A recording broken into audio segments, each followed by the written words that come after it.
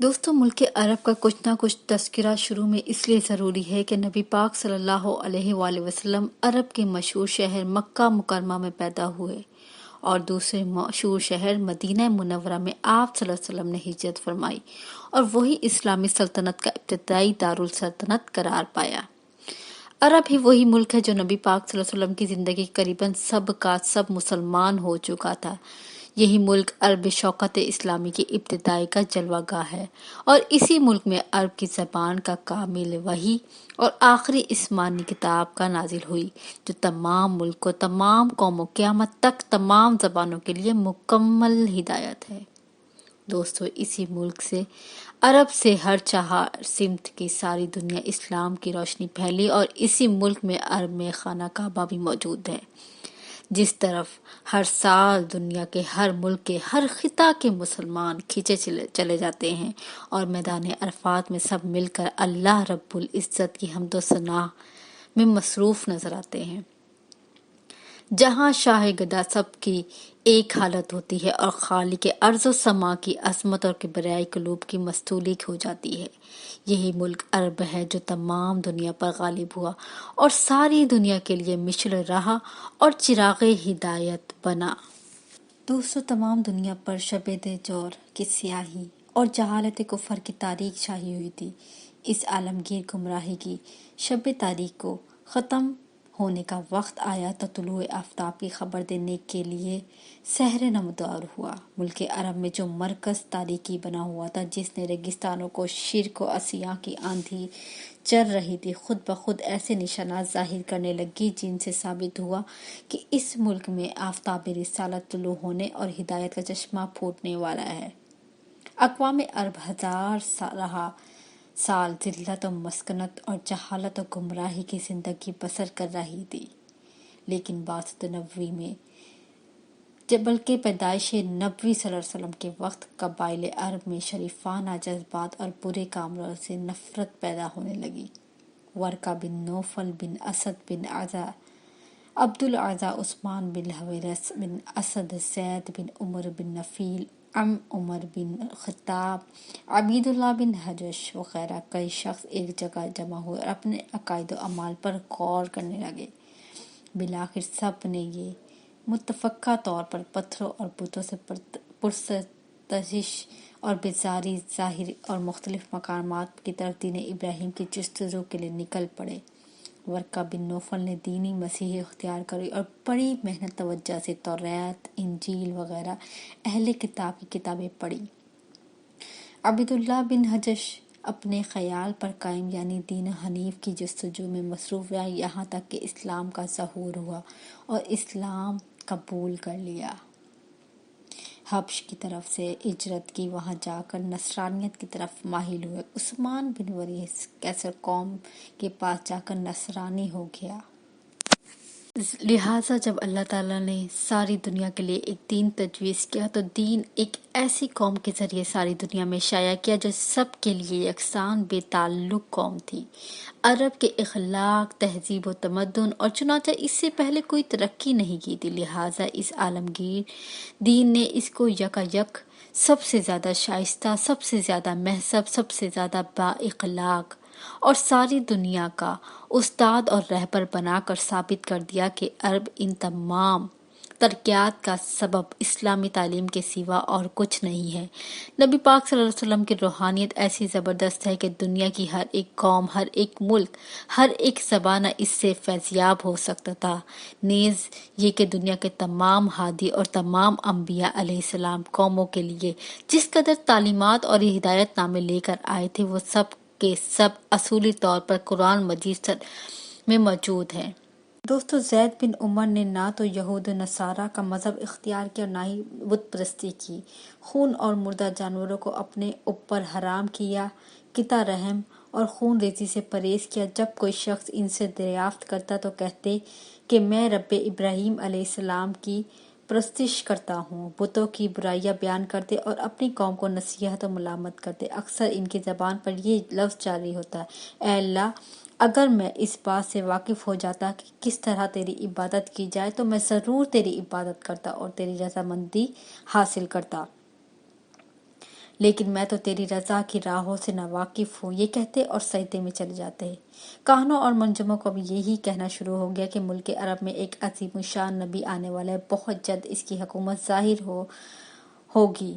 ملک عرب میں جیسا کہ یہودی بھی آباد تھے، نصارہ بھی، علماء یہود نے بھی، علماء نصارہ نے بھی توریت انجیل کی بشارتیں بیان کرنی اور لوگوں کو سنانی شروع کی کہ نبی آخر الزمان ملک عرب میں عنقریب ظاہر ہوگا۔ چند روز کے لیے ملک یمن میں شاہ حبش کا قبضہ ہو گیا۔ عبد المطلب کے زمانے میں بھی یمن کا علاقہ شاہ حبش کے ماتحت تھا۔ اس زمانے میں شاہ حبش کی جانب سے ابرہہ الاشرم یمن کا صوبہ دار تھا۔ اس نے یمن کے ایک معبر تیار کیا اور اہل عرب کو ترغیب کی بجائے کعبہ کے یمن کے اس مندر کا رخ کر دیا، لیکن اس کو اپنی تحریک میں کامیابی نہ ملی، بلکہ ایک عرب کے نے موقع پا کر اس مندر میں اس تذلیل کے لیے پخانہ کر دیا۔ ابرہہ نے جوش انتقام میں مکہ پر چڑھائی کی اور ارادے سے روانہ ہوا کہ خانہ کعبہ کو مسمار کر دوں گا۔ اس فوج میں ہاتھی بھی تھے، اس لیے مکہ والوں نے اس فوج کا نام اصحاب الفیل اور اس سال کا نام عام الفیل رکھا۔ مکہ کے قریب پہنچ کر ابرہہ نے قیام کیا تو قریش مکہ اس فوج کے آنے کی خبر سن کر خوف زدہ ہو گئی، کیونکہ ان کی فوج میں مقابلہ طاقت نہ تھی۔ سب نے مل کر سردار قریش یعنی عبد المطلب کی استدعا کی کہ ابرہہ کے پاس جائے اور بہتری کی صورت نکالے۔ چنانچہ عبد المطلب ابرہہ کے پاس پہنچے۔ اس نے جب آپ کی شریف کی صورت دیکھی تو اس کی نجاحت اور سرداری کا حال سنا تو بہت متاثر ہوئے اور عزت مقام پر بٹھایا آنے کا مقصد دریافت کیا۔ عبد المطلب نے کہا کہ آپ کے لشکر نے میرے 40 یا 200 اونٹ پکڑ لیے ہیں اور مجھے دلوائے جائیں۔ ابرہہ نے کہا کہ تم کو بہت عقل مندی اور ذی ہوش شخص سمجھتا تھا، لیکن میرا خیال غلط نکلا۔ تم کو معلوم ہوا ہے کہ میں خانہ کعبہ کو مسمار کرنے آیا ہوں۔ تم نے اپنے اونٹ لینے کی کوشش کی، لیکن خانہ کعبہ کو بچانے کی تدبیر نہ کی۔ عبد المطلب نے فوراً برجستہ جواب دیا کہ میں تو صرف اونٹوں کا مالک ہوں، مگر اس گھر کا مالک ایک اور مالک ہے، وہ اپنے گھر کی خود حفاظت کرے گا۔ ابرہہ اس کا جواب سن کر برہم ہوا اور اس نے کہا کہ اچھا، میں دیکھوں گا کہ رب البیت مجھ کو کس طرح روکتا ہے اور خانہ کعبہ کی حفاظت کرتا ہے۔ چنانچہ اس لشکر کی تباہی آئی اور وہ سب ابرہہ اور اس کا لشکر عبد المطلب کے پاس اس کے جواب کے بعد اس طرح تباہ و برباد ہوا۔ ملک عرب کے لیے ایک نہایت عظیم الشان واقعہ تھا۔ چنانچہ سیف بن یسن نے اپنے علم اور وافیت کی بنا پر عبد المطلب کو خوشخبری سنائی کہ نبی آخر الزمان جس کا تمام ملک اور ہر قوم کو انتظار ہے تمہاری اولاد میں سے ہوگا۔ اس بات کی عام طور پر شہرت ہوئی، تمام شریک وفد شرفا اس بات کا شبہ ہوا کہ وہ نبی ہماری اولاد سے ہوگا۔ اب لوگ اہل کتاب کے احبار و رہبان کے پاس جا کر نبی آخر الزمان کی حالات اور علامات دریافت کرنے لگے۔ امیہ بن ابی کو یہ خیال ہوا کہ وہ نبی شاید میں ہوں گا، چنانچہ وہ ابو سفیان بن حرب کے ساتھ ملک شام کی طرف روانہ ہو گئے۔ کسی رہبان کی خدمت میں حاضر ہو کر اپنی نسبت دریافت کی، مگر وہاں جا کر مایوس کن جواب ملا۔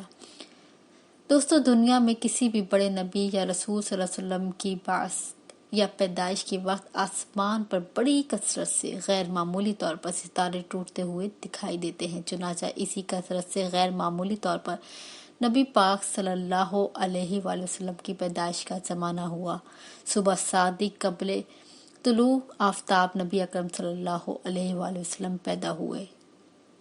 دوستو، چاہے زمزم کی اصل اسماعیل سے ہے اور جب وہ ان کے ہاں ماہ ہاجرہ علیہ السلام مکہ میں سرائے لک و دک میں پیاس میں بے تاب ہوئے، اللہ تعالیٰ کے حکم سے وہاں پانی کا چشمہ نمودار ہوا اور ہاجرہ علیہ السلام نے اس پانی کو چاروں طرف مینڈھا باندھ کر گھیر لیا اور وہ ایک کنویں کی صورت بن گیا۔ کچھ عرصے تک وہ اسی حالت میں رہا اور پھر اس کے بعد وہ مٹی سے اٹھ گیا۔ رفتہ رفتہ مقام اور جگہ معلوم نہ رہی، چاہے زمزم کا صرف تذکرہ ہی تذکرہ لوگوں کی زبان پر تھا۔ جب عبد المطلب کے ہاتھ اور حج کا کام آیا تو انہوں نے اپنے چاہے زمزم کا پتہ اور مقام کا تلاش کرنا شروع کیا۔ بہت دنوں بعد عبد المطلب اور اس کا بڑا لڑکا حارث چاہے زمزم کی تلاش میں سرگرداں رہے، مگر چاہے زمزم کا پتہ نہ ملا۔ قریش میں کسی نے ان کی مدد اور اس کا کام نہ کیا، بلکہ آپ کے بیٹے کا مذاق اڑایا۔ ایک روز عبد المطلب نے خواب میں چاہے زمزم کا نشان دیکھا تو کھودنا شروع کیا۔ یہ وہ مقام تھا جہاں اصحاف نائلہ دو بت رکھے ہوئے تھے۔ قریش مانا ہوا لڑکے کو تیار ہو گئی۔ یہ صرف وہی شخص باپ بیٹے تھے، کوئی مددگار معاون ان کا نہ تھا۔ تاہم یہ غالب ہوئے کہ کنواں کھودنے کا کام مصروف رہے۔ اس وقت عبد المطلب نے اپنی تنہائی کو محسوس کیا اور منت مانگنی کہ اللہ تعالیٰ مجھ کو 10 بیٹے عطا کرے اور پانی کا چشمہ بھی نکل آئے تو میں اپنے بیٹوں میں سے ایک کو اللہ کے نام پر قربان کروں گا۔ چند روز کی محنت کے بعد چشمہ بھی نکال آیا اور اللہ تعالیٰ نے عبد المطلب کو 10 بیٹے عطا کیے۔ دوستو، چاہے زمزم کے نکل آنے کے بعد قریش نے عبد المطلب کا سکہ بیٹھ گیا تھا۔ سب ان کی سرداری اور بزرگی کے کاہل ہو گئے تھے۔ جب عبد المطلب کے بیٹے جوان ہو گئے تو انہوں نے اپنی مانی ہوئی منت پوری کرنا چاہی۔ سب بیٹوں کو لے کر خانہ کعبہ میں گئے، حبل کے سامنے قرآن اندازی کی۔ اتفاق کی بات، قرہ کا تیر سب سے چھوٹے بیٹے عبداللہ کے نام پر نکلا، جو عبد المطلب کو سب سے زیادہ عزیز تھے۔ عبد المطلب چنانچہ اپنی نظر کو پورا کرنا چاہتے تھے۔ محبوباً عبداللہ کو ہمراہ لے کر قربان گاہ کی طرف چلے۔ عبداللہ کے تمام بھائیوں بہنوں قریش کے سرداروں نے عبد المطلب کو اس حرکت یعنی عبداللہ کو ذبح کرنے کے بعد رہنے کو چاہا، مگر عبد المطلب نہ مانے۔ دوستو، آخرکار بڑی روک ٹوک کے بعد یہ معاملہ شجاع نامی کاہنہ کی طرف رجوع کیا گیا۔ اس نے کہا کہ تمہارے ہاں ایک آدمی کا خون بہا کر 10 اونٹ ہے، پس تم ایک طرف 10 اونٹوں کو ذبح کرو اور قرہ عبداللہ کے نام آئے تو 10 اونٹ بڑھا کر 20 اونٹ عبداللہ کے بالمقابل رکھو اور پھر قرہ ڈالو۔ اس طرح ہر مرتبہ 10 اونٹ بڑھاتے جاؤ یہاں تک کہ قرہ اونٹوں کے نام پر آ جائے۔ چنانچہ ایسا ہی کیا گیا اور قرہ عبداللہ ہی کے نام نکلتا رہا، یہاں تک جب اونٹوں کی تعداد 100 ہو گئی تب اونٹوں کے نام قرہ آیا۔ عبد المطلب نے اپنی تسکین کی خاطر 2 مرتبہ پھر قرہ کیا اور اب ہر مرتبہ اونٹوں کے ہی نام قرہ نکلا۔ وہ 100 اونٹ ذبح کیے، عبداللہ کی جان بچی۔ اس وقت سے ایک آدمی کا خون بہا قریش میں 100 اونٹ کے مقرر ہوئے۔ عبد المطلب کے کل 13 بیٹا اور 6 بیٹیاں تھیں، جن کا شجرہ نسب آگے رہا ہے۔ عام الفیل کے چند روز بیشتر عبد المطلب نے اپنے بیٹے عبداللہ کی شادی قریش کے معزز گھرانے آمنہ بنت وہب سے کر دی۔ اس وقت عبداللہ کی عمر 24 سال تھی۔ اس موقع پر عبد المطلب نے حالہ بنت وہب سے، جو آمنہ کی رشتہ داری تھی، اپنی شادی کی تھی۔ اس حالہ بنت وہب کے بطن سے حمزہ پیدا ہوئے تھے۔ شادی کے چند روز بعد عبد المطلب نے عبداللہ کو ایک تجارتی قافلے کے ساتھ بغرض تجارت ملک شام کی طرف روانہ کیا۔ واپسی عبداللہ بیمار ہو کر مدینے میں اپنے رشتہ داروں کے پاس ٹھہرے اور اپنی بیماری کا حال باپ کے پاس کہلوایا۔ مکہ میں جب عبداللہ کی بیماری کا حال عبد المطلب کو معلوم ہوا تو انہوں نے اپنے بیٹے حارث کو عبداللہ کی خبر گیری اور مکہ میں بحفاظت واپس لانے کے لیے بھیجا۔ حارث مدینے پہنچنے سے پہلے عبداللہ فوت ہو چکے تھے اور اپنے رشتہ دار بنو نجار کے قبرستان میں مدفون ہو چکے تھے۔ حارث نے مکہ میں واپس آ کر یہ روح فرسا جان غسل عبد المطلب کو سنائی۔ عبداللہ نے اپنے بعد چند اونٹ اور چند بکریاں اور ایک لونڈی یمن ترکہ پر چھوڑا تھا۔ آمنہ حاملہ تھی۔ نبی پاک صلی اللہ علیہ وسلم ابھی شکم مادری میں تھے کہ یتیم ہو گئے۔ آپ صلی اللہ علیہ وسلم کی والد عبداللہ کی عمر 25 سال کی ہی تھی کہ فوت ہو گئے۔ واقعہ اصحاب الفیل میں ہاون یا بچپن روز میں آپ صلی اللہ علیہ وسلم کی ماں کے پیٹ سے پیدا ہوئے۔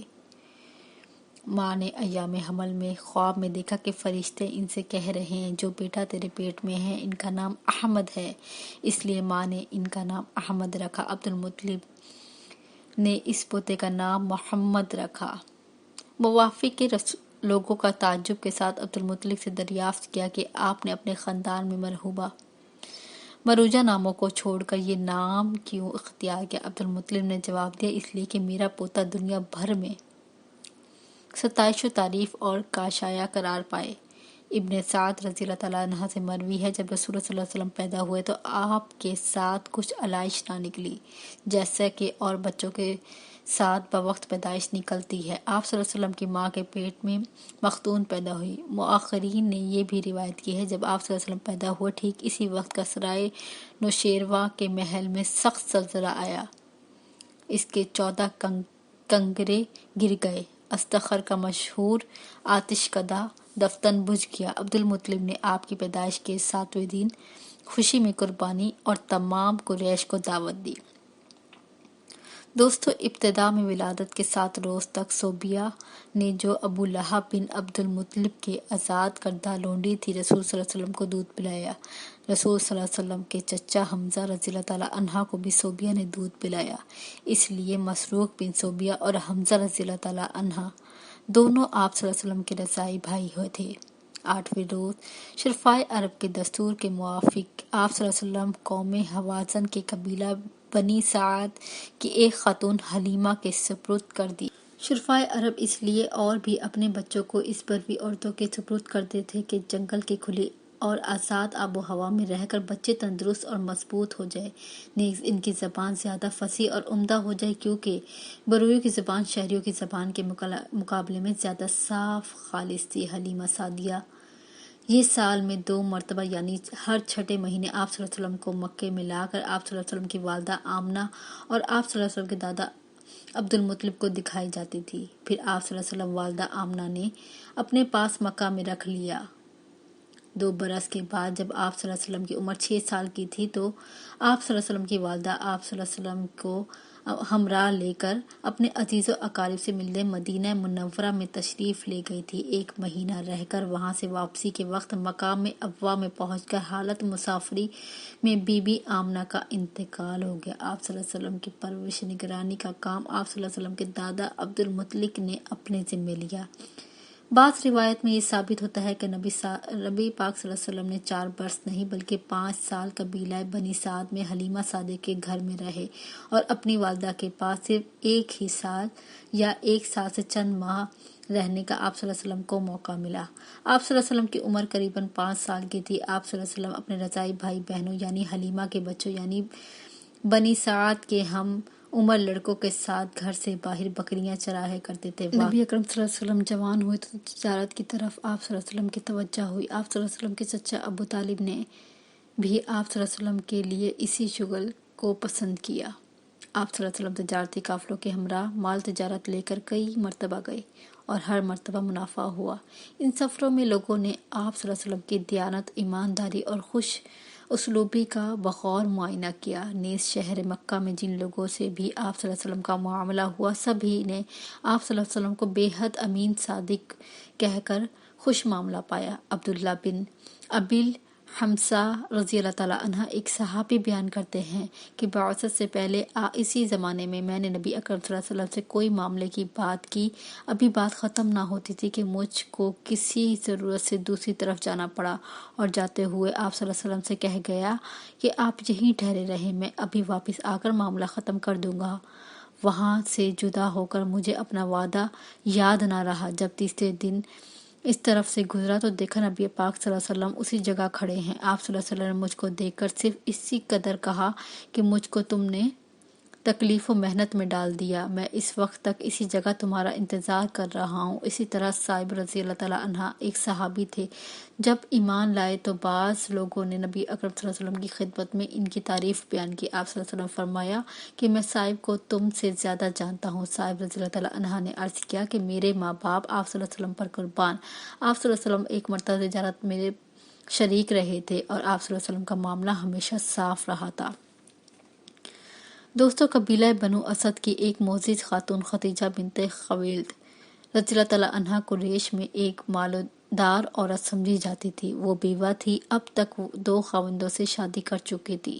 ان کے دوسرے خاوند نے بہت کچھ مال و اسباب چھوڑا تھا۔ خدیجہ رضی اللہ تعالیٰ عنہ اپنے کارندوں کے ہاتھ شام، عراق، یمن کی طرف مال تجارت روانہ کیا کرتی تھی۔ نبی اکرم صلی اللہ علیہ وسلم نے دیانت، ایمانت کا شہرہ سن کر انہوں نے اپنے معرفت اور امر کی خواہش ظاہر کی۔ نبی اکرم صلی اللہ علیہ وسلم ان کا مال تجارت لے کر شام کی طرف جائے اور بطور کارندہ خدمات تجارت انجام دی۔ آپ صلی اللہ علیہ وسلم نے اپنے چچا ابو طالب سے مشورے کے بعد خواہش منظور کر لی اور خدیجہ رضی اللہ تعالیٰ عنہ آپ صلی اللہ علیہ وسلم کے معقول معاوضہ مقرر کر دیا۔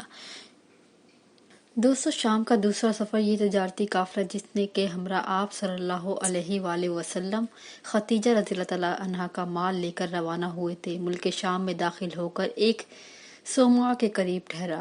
اس صومعہ میں ایک راہب رہتا تھا جس کا نام نستورہ تھا۔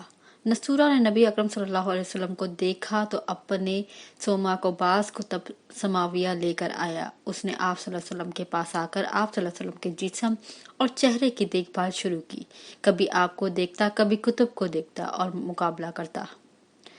اس عجیب کیفیت کو دیکھ کر خزیمہ کے دل میں شک پیدا ہوا اور اس نے بلند آواز میں یا آل غالب کہا، یعنی آل غالب جلدی مدد کو پہنچو۔ یہ آواز سن کر قافلہ کے تمام قریش دوڑ پڑے۔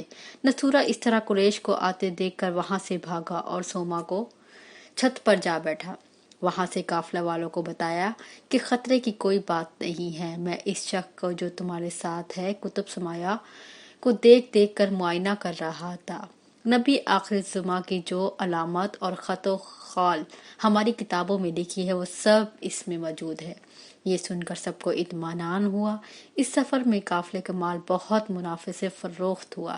اس طرح آپ صلی اللہ علیہ وآلہ وسلم نے کئی مرتبہ خدیجہ رضی اللہ تعالیٰ عنہ کا مال لے کر بحرین، یمن، شام کی طرف گئے اور ہر مرتبہ تجارت میں خوب نفع ہوا۔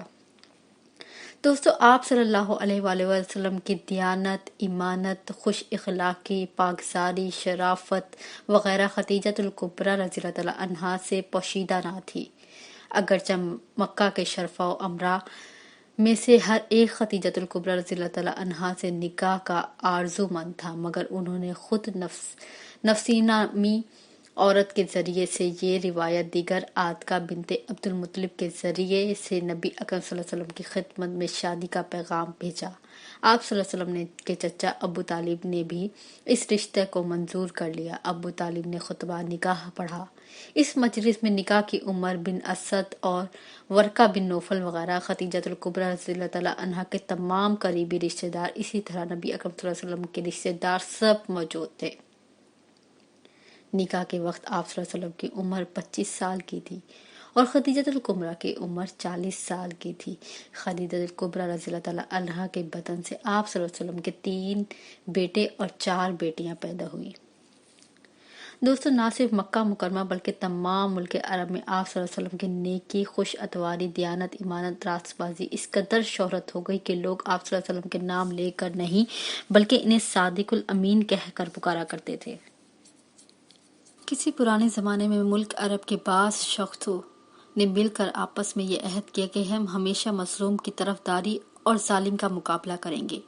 اس جماعت میں جس قدر اشخاص شامل تھے، اتفاقاً ان سب کے ناموں کو فضل کا لفظ آتا تھا، اس لیے اس عہد کا نام حلف الفضول کے نام سے تعبیر کرنے لگے۔ یہ جماعت اب ملک عرب میں باقی نہ رہی تھی، مگر اس کا تذکرہ لوگوں کی زبان پر آ جاتا تھا۔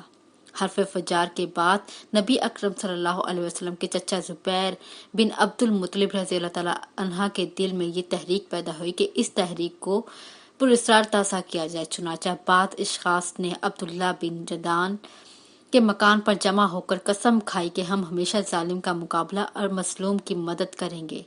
اس قسم میں نبی پاک صلی اللہ علیہ وآلہ وسلم میں بھی جو اس زمانے میں لڑکے ہی تھے شریک تھے۔ اب جب کہ آپ صلی اللہ علیہ وسلم جوان ہو گئے تھے تو آپ صلی اللہ علیہ وسلم نے اکثر قبیلوں کے سرداروں کو، سمجھدار لوگوں کو ملک میں بدامنی، مسافروں کے لوٹنے، ضعیفوں، غریبوں، امیروں کے ظلم کرنے کا حال بیان فرما کر ان سب باتوں کو اصلاح کے لیے آمادہ کیا۔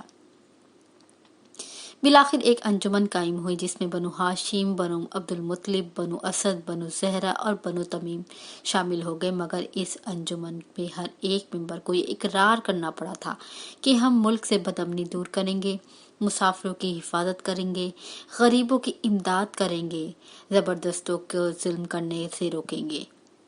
ان انجمن کے ذریعے اللہ کی مخلوق کو بہت نفع پہنچے گا۔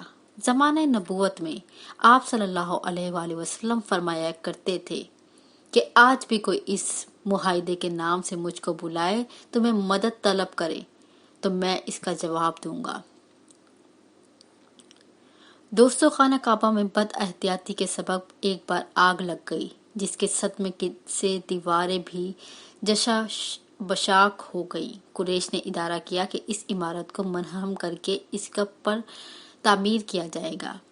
اس رائے پر سب نے اتفاق کیا، لیکن کھڑی ہوئی عمارت میں منہدم کرنے پر کوئی آمادہ نہ ہوا، سب ڈرتے تھے۔ آخر سردار قریش نے ولید بن مغیرہ نے اس کام کو شروع کر دیا، اور پھر رفتہ رفتہ تمام قبائل اس اہتمام کے کام شریک ہو گئے۔ اس زمانے میں بندرگاہ جدہ کے قریب ایک جہاز لوٹ کر کارا ہو گیا۔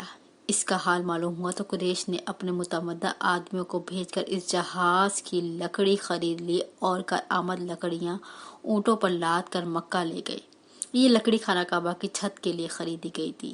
کعبہ کی دیواروں کو منہدم کر کے جب تعمیر ابراہیمی کی بنیادوں تک پہنچے تو پھر تعمیر شروع کر دی۔ چونکہ چھت کے لیے پوری لکڑی نہ تھی، اس لیے خانہ کعبہ کو ابراہیمی بنیادوں پر پورا تعمیر نہیں کیا، بلکہ ایک طرف تھوڑی جگہ چھوڑ دی۔ اب تعمیر بلند ہوتے ہوتے اس مقام تک پہنچ گئی کہ حجر اسود رکھا گیا۔ قبائل قریش میں ایک سخت فساد اور ایک جنگ عظیم کا سامان پیدا ہوا کہ یہ جھگڑا اس بات پر ہوا کہ ہر قبیلہ کا سردار یہ چاہتا ہے کہ حجر اسود کو میں اپنے ہاتھ سے رکھوں۔ قبائل میں ایک دوسرے کے خلاف ضد پیدا ہو گئی، ہر طرف تلواریں کھینچ گئی، بنو عبد الدرار مرنے اور مارنے کی قسم کھانے لگے۔ اس جھگڑے میں 5 روز تک تعمیر کا کام بند رہا۔ آخر قبائل قریش خانہ کعبہ میں جمع ہوئے اور ایک مجلس منعقد کی۔ اس مجلس میں ابو امیہ بن مغیرہ کے لیے تجویز پیش کی کہ اب جو شخص سب سے پہلے خانہ کعبہ میں داخل ہوتا ہوا نظر آئے گا، اسی کو حکم مقرر کیا جائے گا۔ وہ جو فیصلہ کرے گا سب اس پر رضامند ہو جائیں گے۔ لوگوں نے نگاہ اٹھا کر جو دیکھا تو نبی اکرم صلی اللہ علیہ وسلم داخل ہو رہے تھے۔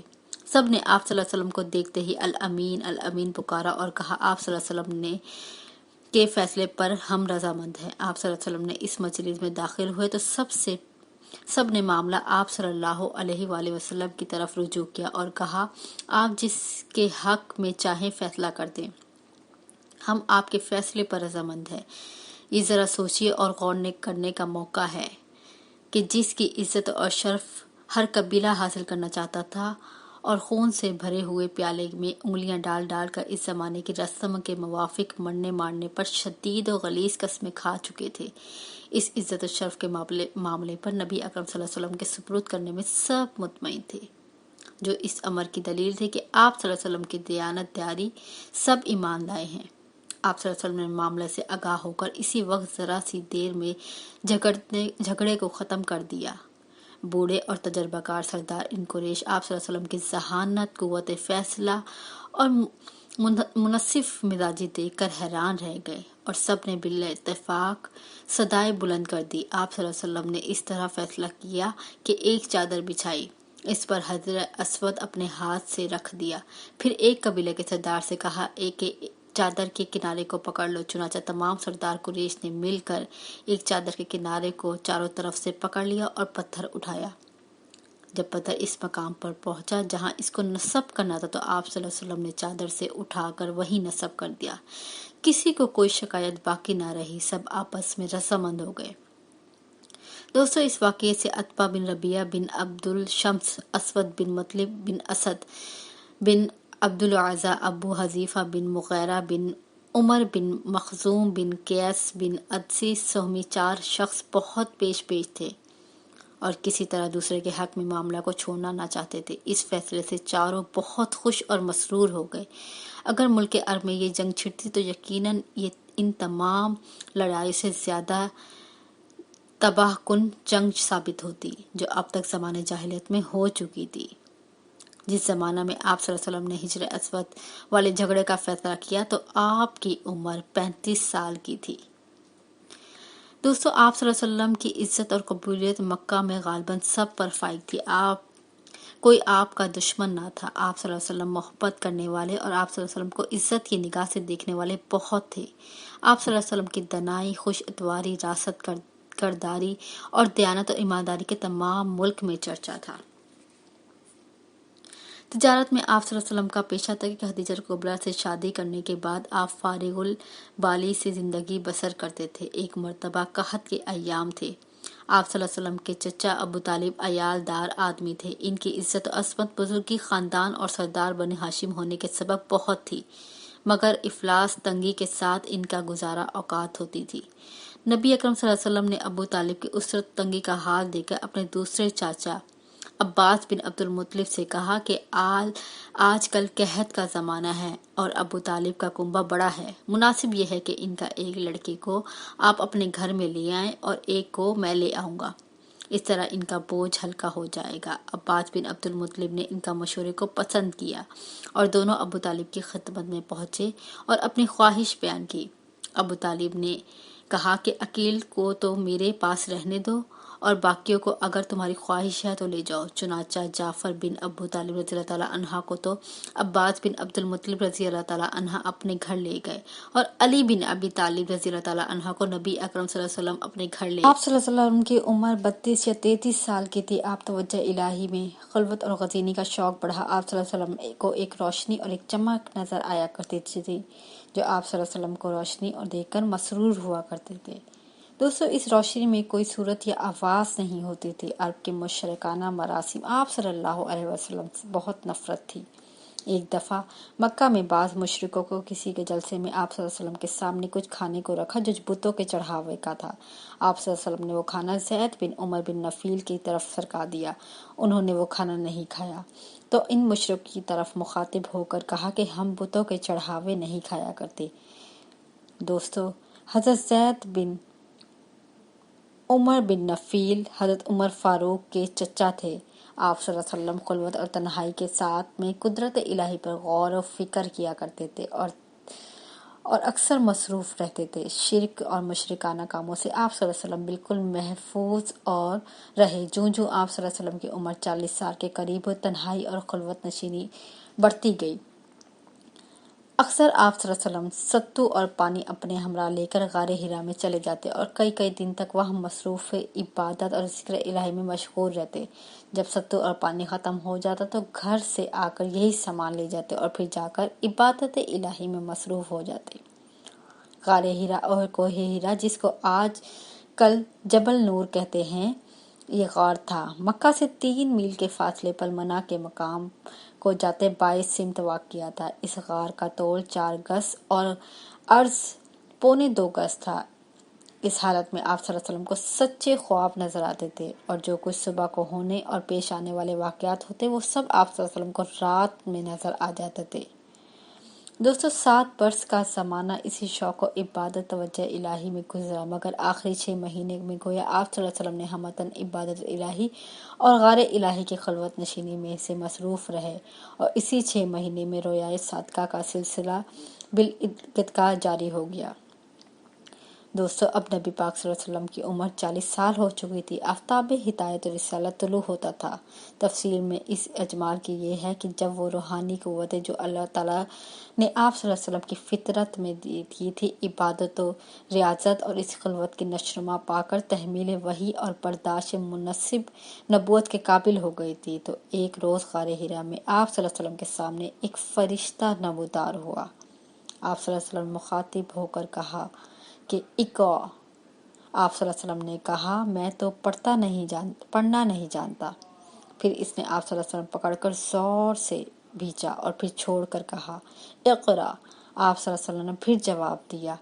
اس نے پھر آپ صلی اللہ علیہ وسلم کو پکڑ کر زور سے بھینچا اور پھر چھوڑ دیا اور کہا، اقرأ۔ آپ صلی اللہ علیہ وسلم نے پھر وہی جواب دیا۔ فرشتے نے پھر تیسری مرتبہ آپ کو زور سے بھینچا اور پھر چھوڑ دیا۔ اقرأ بسم ربک الذی خلق، خلق الانسان من علق، اقرأ وربک الاکرم، الذی علم بالقلم، علم الانسان ما لم یعلم۔ پڑھ اپنے رب کے نام سے جس کی ہر شے کو پیدا کیا ہے اور انسان کو جمے ہوئے خون سے پیدا کیا ہے۔ پڑھ اور تیرا رب بڑا بزرگ ہے جس نے قلم کے ذریعے علم سکھایا، انسان کو وہ کچھ سکھایا جو وہ جانتا تھا۔ یہ کہہ کر فرشتہ غائب ہو گیا۔ آپ صلی اللہ علیہ وسلم نے وہیں خوفزدہ حالت میں گھر تشریف لائے اور خدیجۃ الکبریٰ سے کہا، مجھے کمبل اڑاؤ۔ خدیجۃ الکبریٰ نے آپ صلی اللہ علیہ وسلم کو کمبل اڑا دیا اور پھر گھبرائے، یہ کیا بات ہے؟ جب تھوڑی دیر بعد آپ صلی اللہ علیہ وسلم کو سکون ہوا تو آپ صلی اللہ علیہ وسلم نے تمام کیفیت حضرت خدیجۃ الکبریٰ کو سنائی اور نبی پاک صلی اللہ علیہ وسلم نے عام طور پر لوگوں کو توحید اور اسلام کی طرف بلانا شروع کیا، اور اسی زمانے میں آپ صلی اللہ علیہ وسلم پر اور آپ کی کمزور کلیل جماعت پر عام مصائب کا نزول شروع ہوا۔ مجلسوں میں، میلوں میں، بازاروں میں، نشست گاہوں میں اور لوگوں کے گھروں میں جا جا کر آپ صلی اللہ علیہ وسلم نے توحید کی خوبی سمجھاتے اور بتوں سے پوجا کرنے سے منع فرماتے تھے۔ چوری، ڈاکہ زنی وغیرہ رذائل سے لوگوں کو روکتے قریش کی قوم کی بڑی مغرور تھی۔ اپنے اور اپنے آباء و اجداد کے مذہب اور طریقے عمل کی مذمت سننا ان کے لیے آسان کام نہ تھا۔ ان لوگوں میں غلام آقا کا امتیاز بھی ایک ضروری چیز تھی۔ اسلام ایک عام اخوت قائم کر کے غلام اور آقا کی ایک ہی صف میں جگہ دیتا تھا۔ یہ مساوات بھی ان کو گوارا نہ تھی۔ قریش اور اہل مکہ میں عزت و تعظیم تمام ملک عرب میں مسلم تھی۔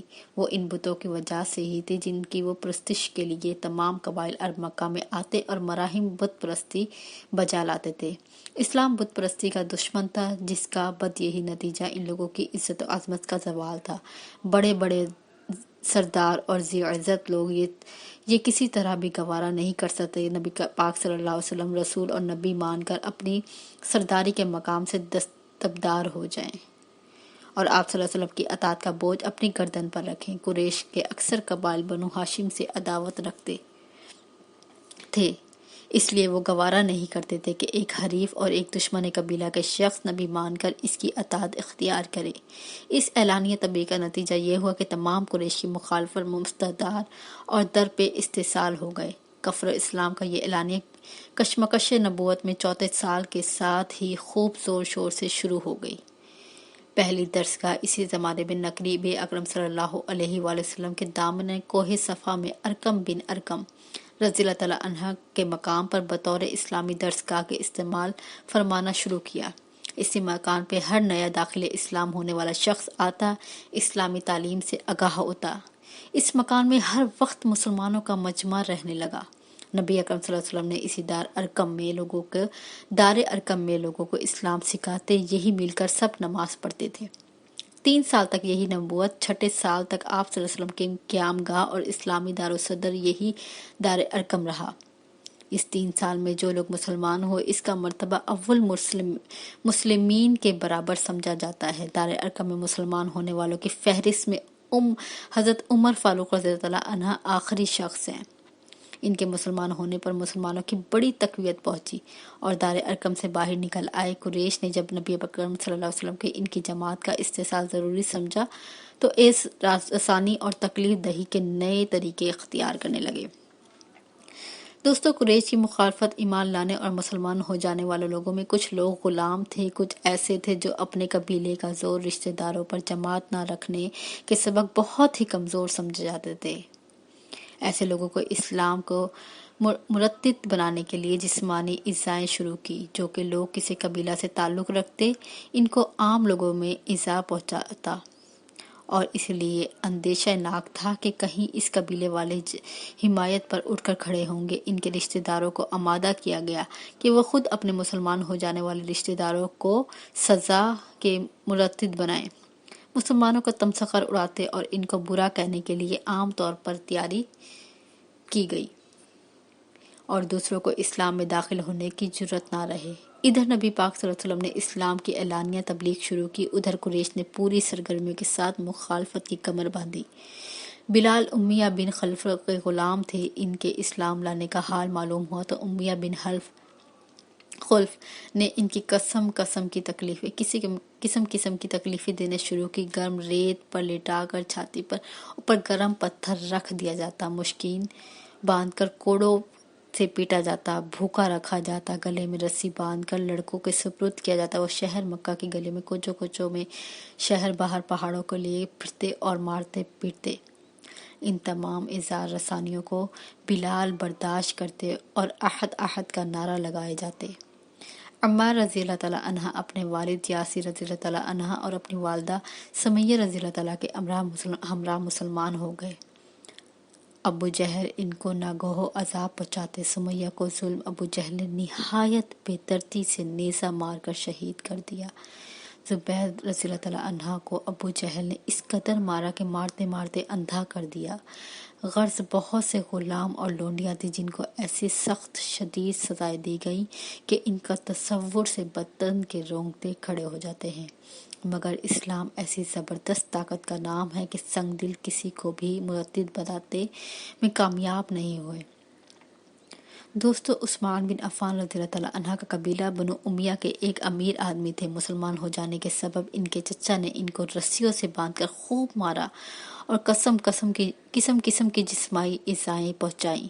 زید بن عوام کو رضی اللہ تعالیٰ عنہ ان کا چچا چٹائی میں لپیٹ کر ان کے ناک میں دھواں دیا کرتا تھا۔ ابو ذر غفاری کو قریش نے قرآن پڑھتے ہوئے سن کر اس قدر مارا، مارتے مارتے بے ہوش کر کے ان کے زمین پر ڈال دیا۔ قریب تھا کہ وہ ان کو جان سے مار لیتے، مگر عباس بن عبد المطلب رضی اللہ تعالیٰ عنہ نے قریش کو یہ کہہ کر روکا کہ اس شخص کا قبیلہ بنو غفار تمہارے تجارتی قافلوں کا راستے میں آباد ہے، وہ تمہارا ناک میں دم کر دیں گے۔ دوستو، عبداللہ بن مسعود کو بھی اسی طرح کے صحن کعبہ میں مارتے مارتے بے ہوش کر دیا۔ خباب بن عارت رضی اللہ تعالیٰ عنہ کے بھی طرح طرح کی تکلیفیں دی۔ ایک مرتبہ خوب دہکتے ہوئے انگارے میں زمین پر بچھا کر ان کو انگاروں پر چت کر لٹا دیا۔